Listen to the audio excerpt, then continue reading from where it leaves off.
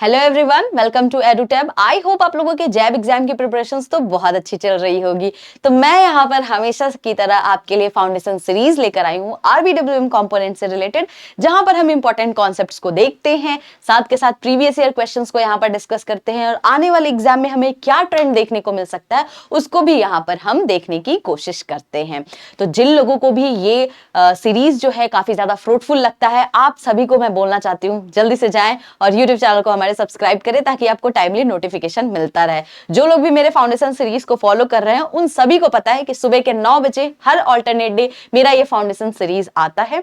और अगर आपके लिए ये सारी चीजें काफी ज्यादा फ्रूटफुल हो रही है तो हम आपको बताना चाहते हैं कि यहाँ पर हमारा पेड कोर्स भी अवेलेबल है। क्रैश कोर्स हम यहाँ पर स्टार्ट कर चुके हैं। तो जिन लोगों को लगता है कि उनको हमारा पेड कोर्स लेना चाहिए तो लिंक जो है डिस्क्रिप्शन बॉक्स में है, जल्दी से जाएं और लिंक को अवेल करें और कोर्स को खरीदें।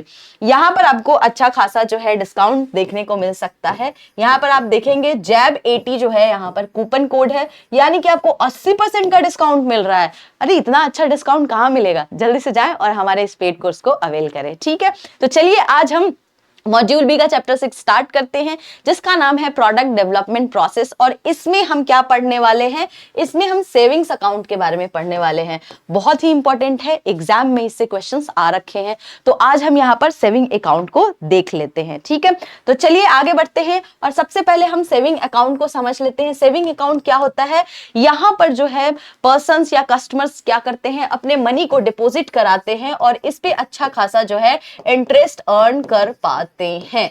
ठीक है, यानी कि आप सभी को पता है कि सेविंग अकाउंट जो है लायबिलिटी होती है फॉर द बैंक, और यहां पर मतलब कि विच इज लायबल टू पे। जब भी कस्टमर इसका डिमांड करेंगे हमारे बैंक को ये पैसे जो है अपने कस्टमर्स को देने पड़ेंगे। और आपको पता है कि सेविंग अकाउंट पे यहां पर जो है इंटरेस्ट बैंक प्रोवाइड करती है अपने कस्टमर को। तो यहां पर जो है आप देख सकते हैं कि सेविंग अकाउंट कितना ज्यादा जो है कस्टमर्स के लिए हेल्पफुल होता है। तो यहां पर हम दो सेविंग अकाउंट के बारे में बात करेंगे जिससे एग्जाम में क्वेश्चन आता है। तो पहला है हमारा basic saving bank deposit amount account. ठीक है, अब इसके बारे में हम यहां पर समझने वाले हैं। तो पहले नो फ्रिल्स अकाउंट हुआ करता था, उसको आरबीआई ने रिप्लेस कर दिया 2012 में और उसको रिप्लेस करके नाम रख दिया basic saving bank deposit account. भाई क्या जरूरत पड़ी नो फ्रिल्स अकाउंट को हटाने की, रिप्लेस करने की? तो यहां पर आप देखेंगे जो नो फ्रिल्स अकाउंट था ना, इसमें थोड़ी सी यूनिफॉर्मिटी की बहुत ज्यादा दिक्कत आ रही थी। यानी कि बैंक को यानी यहां पर जो भी जितने भी कस्टमर्स थे ना, अगर किसी भी दूसरे बैंक में अगर चले जाएं तो उनको सर्विसेज यूनिफॉर्म देखने को नहीं मिलती थी। काफी ज्यादा यहां पर आपको कंफ्यूजन कस्टमर्स को भी देखने को मिलती थी, उनको अच्छा खासा यहां पर जो है सर्विसेज नहीं दिया जाता था। तो इसकी वजह से क्या हुआ, यूनिफॉर्मिटी ना होने की वजह से इस अकाउंट को रिप्लेस कर दिया गया basic saving bank deposit account से। इसका मतलब है कि जितने भी आप बैंक्स हैं, जहां भी आप किसी भी बैंक में अगर इस तरीके का अकाउंट अवेल करने जाओगे तो हर जगह आपको यूनिफॉर्मिटी देखने को मिलेगी, हर जगह यूनिफॉर्म सर्विसेज प्रोवाइड की जाएगी कस्टमर्स को। ठीक है, इसलिए इसको यहां पे रिप्लेस किया गया। तो अब हम यहां पर basic saving bank deposit account के कुछ फीचर्स जान लेते हैं। तो पहला आप देख पाओगे कि यहां पर जो है ये नॉर्मल बैंकिंग सर्विस है जो सबके लिए अवेलेबल है, सब एक्सेस कर सकते हैं। ठीक है, इसके अलावा यहां पर कोई भी मिनिमम बैलेंस की रिक्वायरमेंट नहीं होती है, कोई चार्जेस भी इस पे नहीं लगते हैं। लेकिन अगर मैं डिपॉजिट एंड विड्रॉवल की बात करूं तो यहां पर आप देखेंगे कि आप एटीएम कार्ड, ई पेमेंट किसी भी तरीके से जो है आप विड्रॉ करा सकते हो, कोई भी इस पे रोक टोक नहीं है, कहीं से भी आप डिपॉजिट और विड्रॉ करा सकते हो। लेकिन डिपॉजिट्स में आप देखेंगे यहां पर कोई लिमिट नहीं है, जितना चाहे डिपॉजिट कराओ। लेकिन विड्रॉवल पे आप देखेंगे कि यहां पर आपको लिमिट्स हैं, यानी कि मैक्सिमम 4 बार ही आप विड्रॉ करा सकते हो, इंक्लूडिंग एटीएम। यानी कि ब्रांच से जाकर अगर आप कैश विड्रॉ कराते हो या एटीएम से कराते हो, सबको जोड़कर जितने भी हैं आप 4 बार ही विड्रॉ करा सकते हो, इससे ज्यादा आप विड्रॉ नहीं करा सकते हो। इसमें आपको फैसिलिटीज किस किस चीज की दी जाती है, एटीएम एंड डेबिट कार्ड की फैसिलिटीज आपको दी जाती है। जितने भी होल्डर्स होते हैं basic saving bank deposit account के, वो कोई दूसरा अकाउंट उस बैंक के साथ नहीं ओपन कर सकते हैं।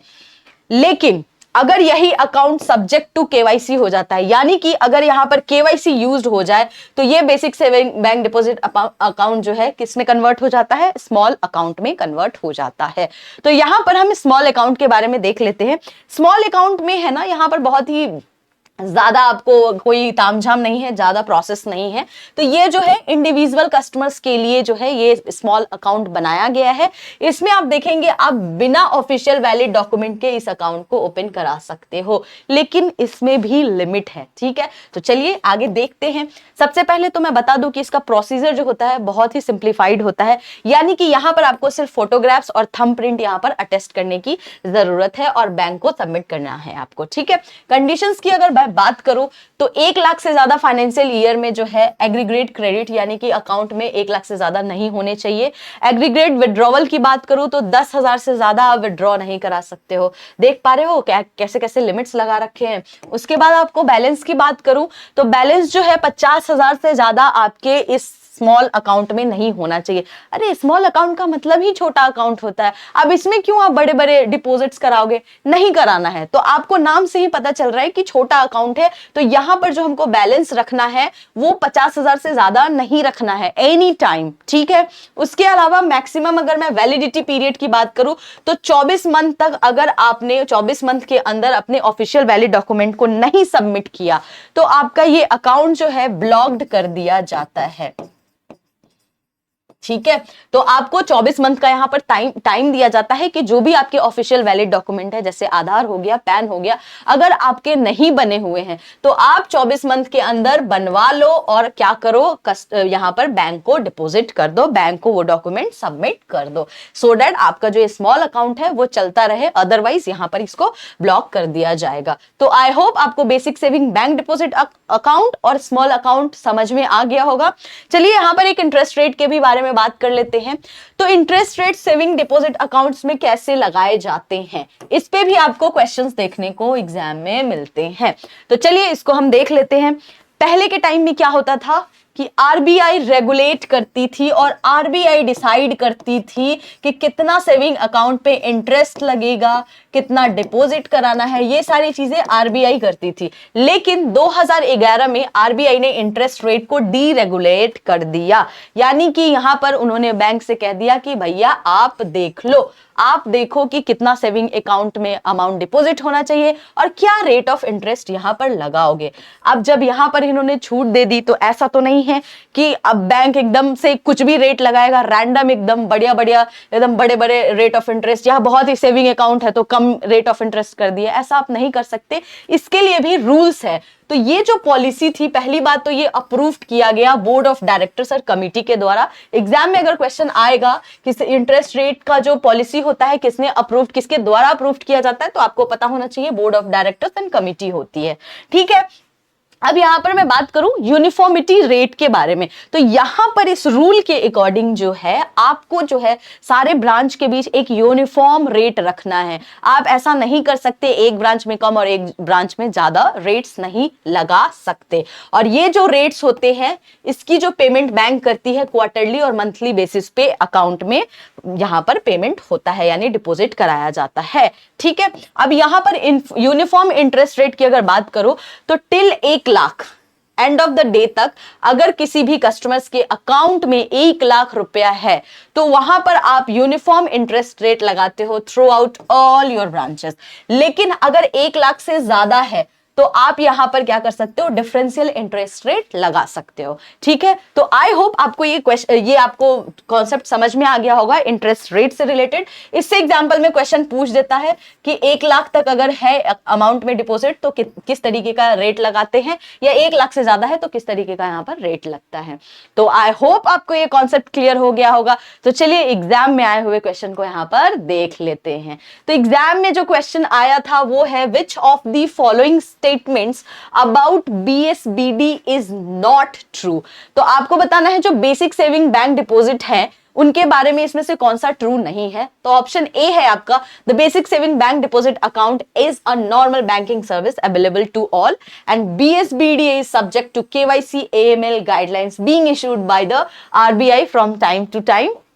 सी है आपका, holders of basic saving bank deposit account will be eligible for opening any other saving account deposits and the existing basic banking no frills account should be converted to the basic bank deposit account.